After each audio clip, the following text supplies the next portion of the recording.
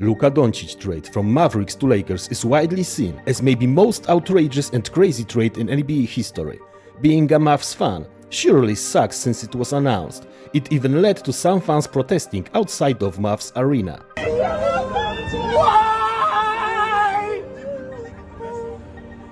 Hard to blame them. Luka seemed to be one of the untouchables, one of the untradables. I bet like 99% of GMs in the league would not even bother asking Mavs about Luka. And who blames them? At his age and with all the accolades already collected, he is en route to be one of the greatest to ever play the game.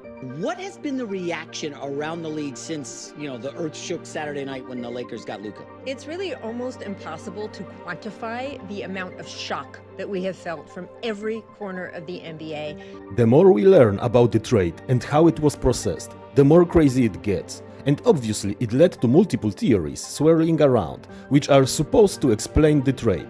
This is such a crazy situation that really it starts to remind me, have we really landed on the moon, or was it all staged? LeBron James, the players, coaches, a lot of people on both sides with the Mavericks and Lakers had no idea. I can assuredly tell you it's a fact. LeBron James had no idea this was coming. Rams Sharania, when announcing the trade, had to double post it and ensure with additional comments that it is really happening, as literally people thought it is some sort of joke, or maybe his account got hacked. In this video I will try to gather most of them and provide some thoughts. Please comment and let me know what the heck has happened in the backstage, in your opinion. I am curious how you see the situation yourself. Theory number 1. Luka has a history of being constantly overweight, out of shape, and it is one of the reasons why his body breaks down so often, and he is unavailable for the team or not playing up to full potential. Supposedly, Luka weighs currently around 270 pounds.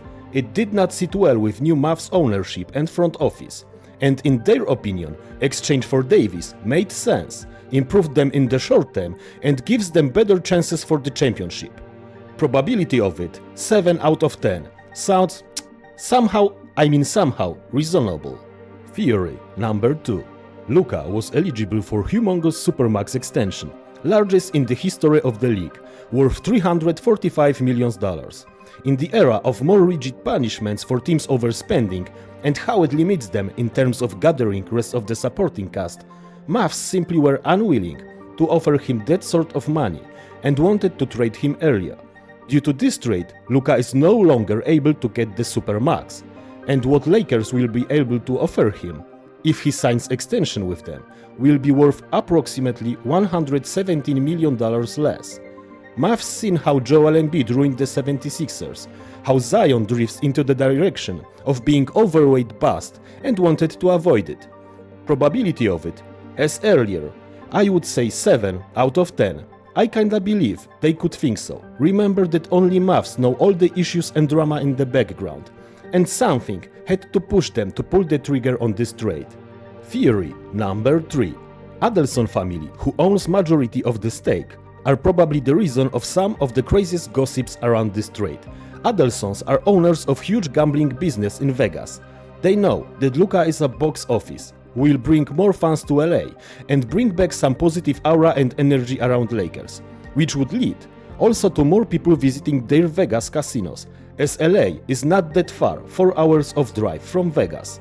So Luka literally would be like a bait that gets more people somehow nearby their casinos, and that is why they decided to execute the trade. Probability of it, well, this seems to be a bit too far-fetched. I would say 1 out of 10. That really reminds me this, have we really landed on the moon bullcrap? Definitely one of those most craziest theories. Theory number 4.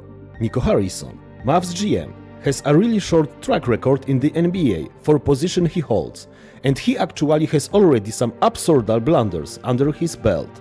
Nico Harrison was a big fish in Nike in the past. He was responsible for the Nike pitch towards Steph Curry, and now listen to this. Harrison during the talks was constantly messing Steph's name, calling him Stephon or Seth. Additionally, he was presenting to him a PowerPoint in which, instead of Steph Curry, it was showing in multiple instances Kevin Durant's name. Yes, this Muppet went to Steph with a PowerPoint, which he has not even bothered to edit, and tried to get him signed for Nike. How it ended, we all know. Steph signed with Under Armour. Rob and I were able to have really intense conversations over the course of 3 or 4 weeks that started out as a coffee that was more, hey, would you ever, I don't know, would I? Let me think of, and then it built. Harrison supposedly has a very good relationship with Pelinka from past. Now imagine, on one side of the table you have Pelinka, one of the most savvy trade executors in whole NBA, and on the opposite side of the table, a guy who was too dumb to edit PowerPoints for Steph Curry. Supposedly, both sides were talking in big secrecy, and it kinda makes sense why people see after the trade Lakers as winners and Mavs as losers. Probability of it, I would say 8 out of 10. I really do believe that dumb people should not be ever made decisive, and really it kinda seems to be very possible that Harrison was behind this trade alone on Mavs' side. He also underlined it during press conference that only he knew about the trade, and probably all of you already had seen how Jason Kidd looked like during this conference, sitting next to Harrison. His face really says, I am with absolute retard here. Theory number 5. Defense wins championships. Luka Doncic is not best known for his defense. He might be a one-man wrecking crew on the offensive side of the ball, but in defense he is rather a liability. And his lack of physical conditioning sometimes make it even more visible. Rumors say that Mavs were thinking that with addition of AD to the roster, they will improve defense so significantly that it will put them back again in the contention for the championship. At least in the win now mode, in which they are supposedly at the moment. Probability of it, I would say 4 out of 10. Luka is such a force and scoring machine that what he gives you in the offense overcomes his average defense. So I do not give here too much probability. Was it worth to give away a 25 years old superstar still before his prime, which usually NBA players achieve around 27 years old, for equally often injured player, but already in the latter stage of his career? In my opinion, absolutely not. Luka is a generational talent. Last time Mavs had such a player was when they had Dirk Nowitzki, and such players do not land in smaller market teams every 2 or 3 years. More like every 25 or 30 years. Also, I am wondering how Kyrie will react. Luka seemed to have great chemistry with Kyrie.